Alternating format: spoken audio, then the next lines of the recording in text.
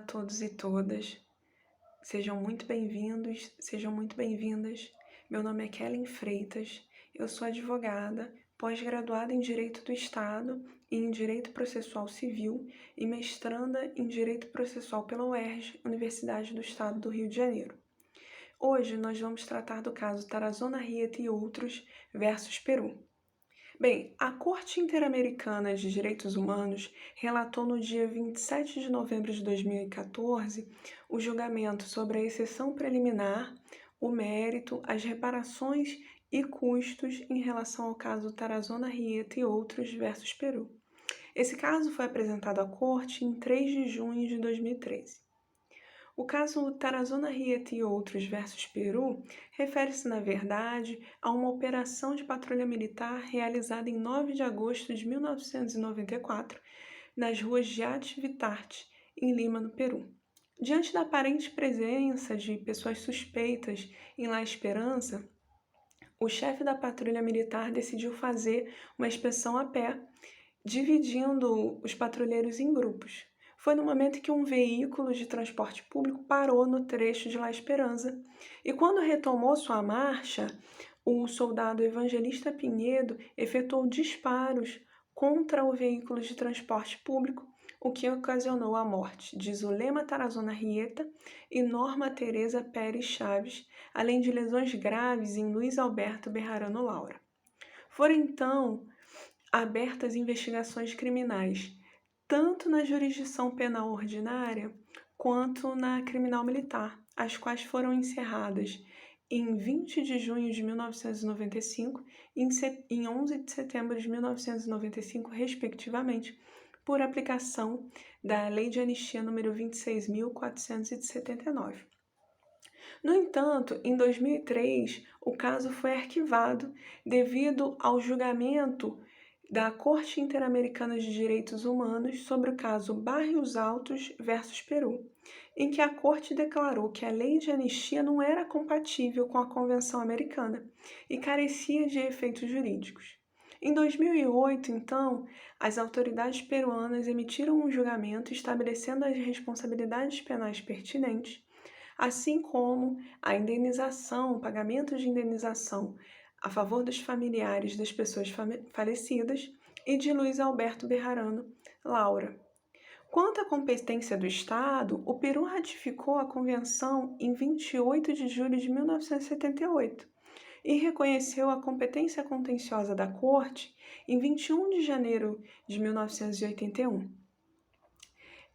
No tocante ao julgamento, a Corte considerou o Estado responsável por ter violado o princípio do prazo razoável do processo penal, principalmente por diversos elementos que impactaram negativamente a duração do processo penal. Foram eles: o fato do processo ter sido arquivado por mais de 7 anos, em decorrência da aplicação da Lei de Anistia de número 26.479, a prorrogação de vários prazos após a reabertura do processo penal em 2003, e o prazo decorrido para efetuar o pagamento da indenização pelo Estado. De igual modo, a Corte considerou o Estado responsável por ter violado, na época dos fatos, o seu dever de adequar o direito interno sobre a precaução e a prevenção no exercício do uso da força e sobre a assistência às pessoas feridas ou afetadas, o que violou o artigo 2º da Convenção. No tocante às reparações, a Corte estabeleceu que a sua sentença, por si só, era uma forma de reparação. Mas, além disso, ela designou por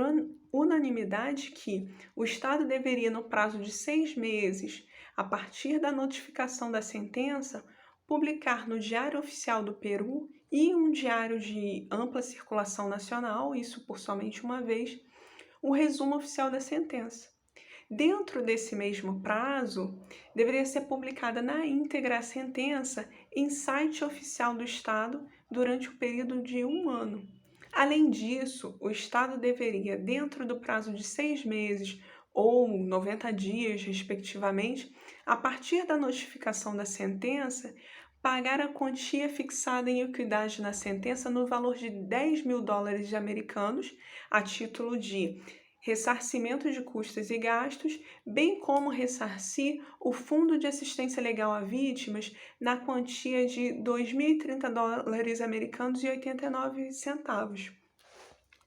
No tocante aos pontos resolutivos, a sentença, a Corte, na verdade, primeiro indeferiu a exceção preliminar interposta pelo Estado. O Estado alegou que a Corte, nesse caso, exerceria o papel de quarta instância e a Corte, na verdade, indeferiu essa exceção. Declarou também que o Estado violou tanto o artigo 8º quanto o artigo 1º da Convenção, ao não observar garantias judiciais, bem como não respeitar direitos. No mais, o Estado violou o artigo 2º da Convenção Americana, combinado com os artigos 4º, 5º, 8º e 25 desse tratado, no sentido de não adotar disposições de direito interno, além de a Corte estabelecer que não se pronunciaria sobre as alegadas violações de direitos à vida e à integridade pessoal estabelecidos nos artigos 4º e 5º da Convenção Americana em conexão com o artigo 1º em detrimento das vítimas, pois, segundo a Corte, as provas contidas no arquivo que os órgãos de administração da justiça penal peruana juntaram, depreende-se dessas provas que houve investigação de maneira efetiva, bem como foram processadas e condenados os responsáveis pelo acontecido, além do Estado reparar pecuniariamente os familiares de Zulema Tarazona Rieta e Norma Pérez Chaves, assim como a Luiz Alberto Bejarano Laura. Ademais, a Corte determinou que o Estado não violou o direito à integridade pessoal estabelecido no artigo 5º da Convenção Americana, combinado com o artigo 1º, em detrimento dos familiares das vítimas, pois não foi apresentada prova suficiente para estabelecer o sofrimento adicional dos familiares causados pela prorrogação do prazo. Além disso, a Corte manteve a supervisão do cumprimento integral da sentença, no exercício das suas atribuições e cumprimento de seus deveres, conforme estabelece a Convenção Americana sobre Direitos Humanos, e estipulou que somente declararia encerrado o caso quando o Estado tivesse cumprido na totalidade o disposto na sentença.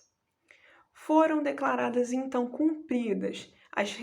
reparações acerca da publicação da sentença no Diário Oficial do Peru, em um diário de ampla circulação nacional, por somente uma vez, e do resumo da sentença,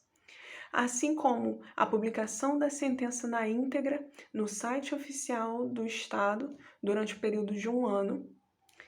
e o ressarcimento do Fundo de Assistência Legal a Vítimas na quantia de US$ 2.030 americanos